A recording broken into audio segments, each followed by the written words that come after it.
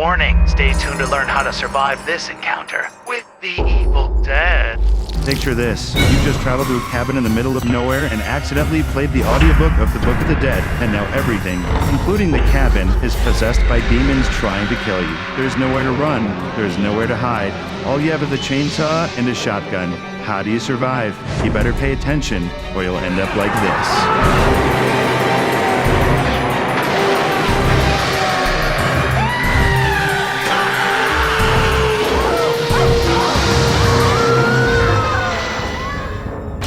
Psychos and Scream Queens, and welcome to How to Survive, a show about making it out of your favorite horror movies without getting brutally murdered. I'm Juliette Jolly, and with me as always is our other horror hostess, Bruce Gamble. Just give you this. Kate Mancini. Stab that like button down below if you think you'll make it out alive. Or, let it get possessed. Cool stuff.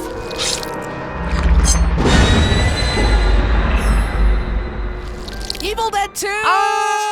What do you think of Evil Dead 2? I think it's a really good movie. It's actually my favorite Evil Dead movie. Okay. A lot of people love this one. This is most people's favorite one because it's a perfect blend of horror and comedy. Yeah. Ash is doing flips and fighting himself. Groovy. Yeah. Which is our Austin Powers tie-in. Let's get out of the way right now. now. That is our Austin Powers tie-in. Groovy, baby, on Ash, yeah. And also, I think very underappreciated by fans of the franchise, the new characters in this one, which are honestly introduced just to be, killed off. Blood bags. This movie, I think, is what inspired a million directors. Any cool shot you see in a movie, Evil Dead 2 is where they got it from. Yeah. Gross, scary. This has engineered a new subgenre in the horror canon of splatstick, which not a lot of movies have done. It's really a handful, but that's all attributed to this movie. Like something like Brain Dead is very much splatstick. The Show dials it up to 11. Seed of Chucky you could describe as splatstick, but in a different thing is splatting. Get it, Mini-Me. Mini-Me, stop humping the laser. What's the story?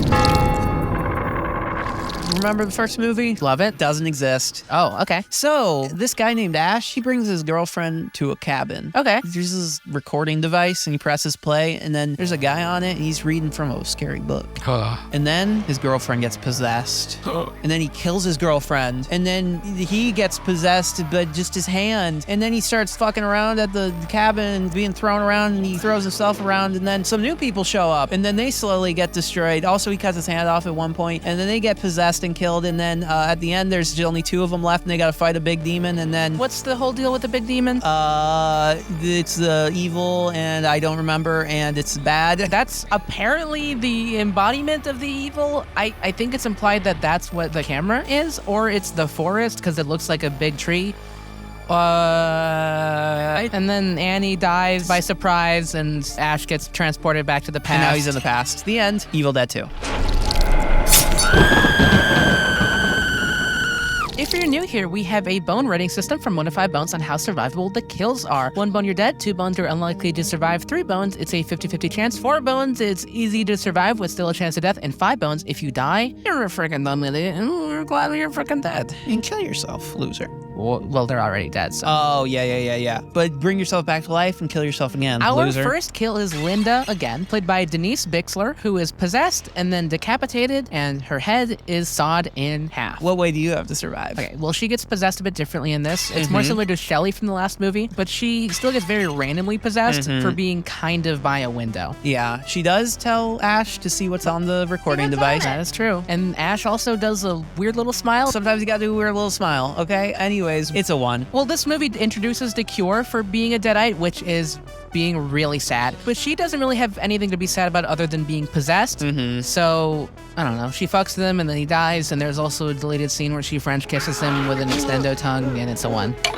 And that's a 1. Our next kill is Ed Getley, played by Richard Domier, who is possessed and then hacked to pieces. Yep. What's your way? I guess don't go to the cabin. I had to scrub through the scene where they fight Henrietta for the first time again, because I'm like, how does he get possessed? It just seems to come out of nowhere. Because in the first film, people randomly get possessed, but it makes kind of sense because someone gets possessed with crashing or getting or stabbed they get or that type or of something stuff. like that, yeah. In this one, he gets possessed because he's punching Henrietta so close close to her that she grabs his face and then throws him against a wall, which is the kind of random bullshit Is we're that dealing what here. gets him possessed? Well, the only contact he has with her is punching, and also she touches his face. Maybe she like scratched him or something. Jake also gets grabbed in the face, and Bobby Joe gets an eyeball in the mouth, and they are fine. They don't get possessed. So, I don't know. There's a deleted scene, I don't know why they cut it, because it's a pretty good prop, where it shows that when they cut off the top of Ed's head, he's got a tiny little brain in there, like a comically tiny brain, like Whoa. a cartoon. Like he's a fucking idiot? Like he's a That's dumb awesome. idiot. Holy so shit. maybe he's just stupid and the world hates Ed Getley. Maybe he's so dumb that he just became evil on accident. So sorry you're stupid, it's a 1. It's a 1. Our next kill is Bobby Joe, played by Cassie Wesley, who was killed by the forest. Thank God the same shit that happened to Cheryl did not happen to her. It's very similar. It really could have gone in that direction, but I'm glad Sam Raimi regrets doing that shit in the first one. So don't go into the woods after getting scared by the evil hands that Ash cut off. That's what I have. Don't go into the woods. I mean, But she doesn't know the woods are evil. Is the thing. She just well, came that's in the through thing. the It's woods. the same from the last movie where it's like really at the end of the day, you're in a scary possessed house that is surrounded by a scary possessed And also, they just like talked to a forest. ghost guy. Yeah. This is the only time in these movies a ghost shows up, by the way. I would run out into the woods, probably. I mean, what the hell else am I supposed But to also, do? I'm giving her a 2, only because she split up from the group, which is kind of a don't do that shit. Yeah. So, 2? How to survive is don't split up from the group? I had it as a 3, honestly, so I'm down with a 2. Okay. Well, our next kill is Jake, played by Dan Hicks, who is stabbed by Annie on accident and then shredded to pieces by Henrietta. He's a dick. Yeah, me when I'm insane. Yeah, fuck that guy. He was asking for it. This is a 5. He Fuck fucking him. sucks. Loser. He probably would have died anyway if he was normal. Yeah. But I'm glad he's dead. It's mostly Annie's fault. Yeah. He gets stabbed with the Kandarian dagger on accident, and that's like what kind of does him in. I mean, he's still alive, but like, Yeah. come on. In all reality, it's a 1 because it's like, oh my God. But also, he put them in that weird position of going outside for Bobby Joe. He like held him at like gunpoint almost. And he threw the pages in the cellar like a dickhead. Ugh. It's not a don't be evil, it's a fucking like don't be a dickhead. In the first one, they don't know what's going on. No one is a dickhead in that movie, but even if they were, Katie's showing me a picture of Phil Dunphy. It's my from lock Modern screen. Family as her lock screen. Yeah. In this one, we got someone who is dealing with magic and knows magic, so they know, and he's directly like, Bobby Joe! Fuck this guy. It's a 5. Fuck Jake. Next Our kill, and our final kill is Annie Noby, played by Sarah Berry, who is stabbed in the back with a Kandarian dagger by Ash's hand, totally out of left field. It is so fucked up. It's very sad. She almost makes it to the end. She helps Ash throughout the whole fucking movie. She's magic and She's shit. awesome. I think a lot of Evil Dead fans don't talk enough about Annie Noby because she is honestly a Scream Queen MVP. Yeah, she's awesome. So good in it. I think, yeah, she's great. There's actually a comic book series that's a sequel to it. The main comic book line of these is the Army of Darkness line because that's like the rights or whatever. Some other company got the rights to Evil Dead 2 specifically. Really? So Annie and the cabin go to hell, and then she's fine because they're in hell, and she escapes by using magic to resurrect Ash through Ash's hand. So there's an Ash clone. Hell yeah. That's fucking awesome. It's not cool. It's actually a really bad comic, Oh, but you know, damn. it's a 1. Yeah, it's a 1. So let's get to our conclusions.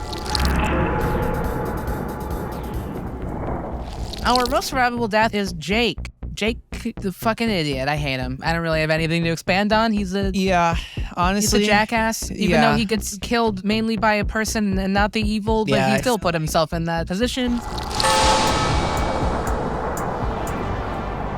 Our least survivable death is Linda because she dies from being kind of in sight of a window. She's not even near the window. She's just like in a room with a window. So her death got speed run by the movie. So I added up and averaged out all of the bones, so the average survivability of this movie is 2 bones. So it's more survivable than the last movie. You're still probably going to die, but Ash lives even though he's in the past. Yep. Oh yeah, and Danny did make it out. She just is in hell and then not in hell anymore because of an Ash clone. So, you're in Evil Dead 2, and you're in the Evil Dead 2 situation, and Ash told you all about it. So, we'll figure out how you lived. We'll tell you 3 ways. This sounds stressful, the situation this person's in. Oh, God.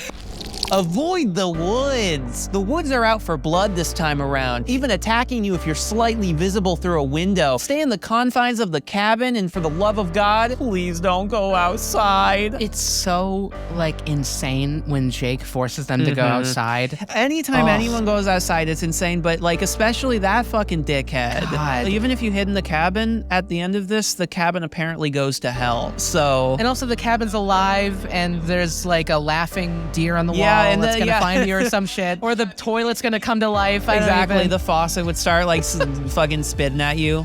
Jesus Christ. The power of love. Remember what you love if you get possessed. If you're really sad, maybe the evil will leave you alone. Ash gets really sad about that necklace that Bruce Campbell fucking hates. He got sad because it was so ugly. Fun fact, Sam Raimi got that necklace for Evil Dead 1 because he wanted a scene where he uses the magnifying glass to magnify the sun to burn the book, and then they just decided to not do that. And Bruce Campbell's famously, always forever hated that fucking necklace, and will tell everyone how much he hates that necklace and he thinks it's ugly. And go off, sir. It's an ugly necklace. Honestly, maybe you get unpossessed by just hating a necklace so much. Oh shit, yeah, honestly, yeah, it's not love, it's hatred. Yeah, he starts crying in the character. Oh, yeah, because he hates it so much. Yeah, it's so ugly. Destroy all deadites. Failing to kill Henrietta and destroy Ash's possessed hands leads to most of the deaths in this film. Make sure every trace of evil is dismembered and destroyed. I mean, it's probably easier for them to do it than in the last movie because those were their friends. Yeah, these are just like random people. That hand is such a devious bastard. Such a fucking little piece of shit. Another episode of How to Survive has come to a close. You survived this encounter, but to ensure you never get left on the cutting room floor, hit that subscribe button and double tap that bell button so you don't miss any future survival guides. Head over to patreon.com/thisisreallycreepy for early access and exclusive content that's sure to scare. And do you have what it takes to survive the deadites in the original Evil Dead? To find out, click the video on screen now before it's too late. I'm so scared of not clicking time.